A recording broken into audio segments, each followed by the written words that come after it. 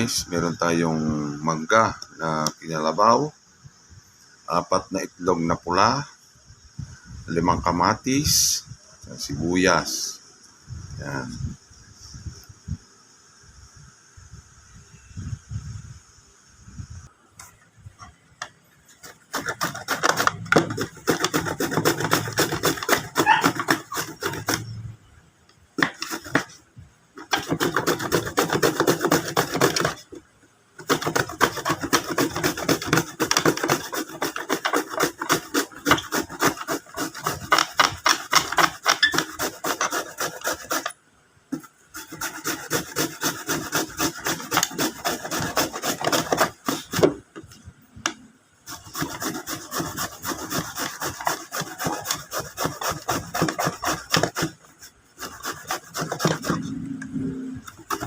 Yung mga guys, inyong yayadyarin para masarap.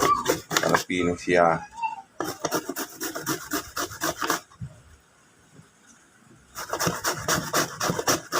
Sarap nito kung hilaw kaso medyo siya madilaw na. Hindi pa lang, ika nga. Dapat hilaw para masarap.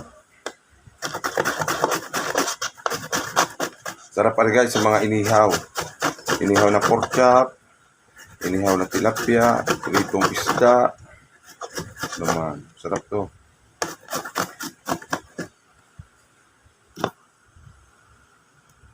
Ayan guys, nayagyan natin ang mangga natin na kinalabaw. Tapos, yan, may sili tayo. Pino din po ang gayat niya, pino.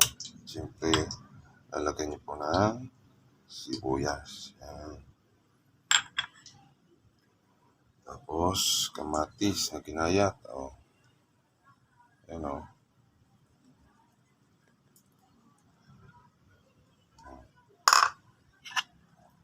Tapos, haluin niya yan.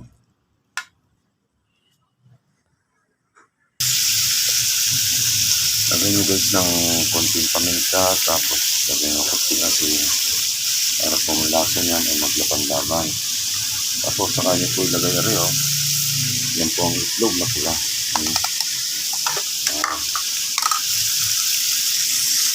At saluhin niyo po. Yan na po ang ating ensinadang mangga na may itlog na pula. Sarap yan guys.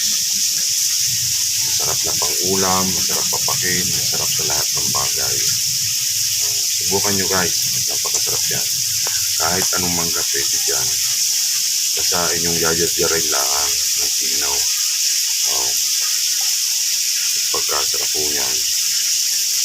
Dadamihan yung kamatay.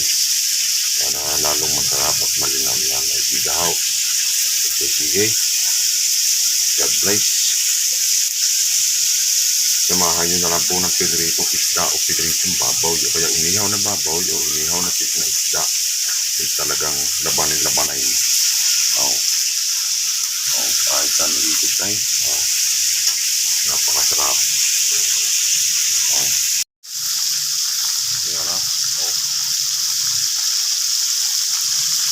Piritong babaw. Yan ang ipapatgar natin. Bigas. Sarap. Ay, yung dalawang gata.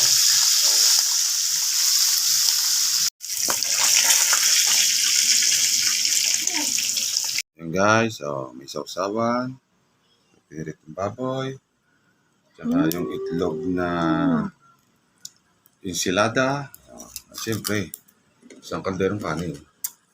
Tara, kain tayo. You know.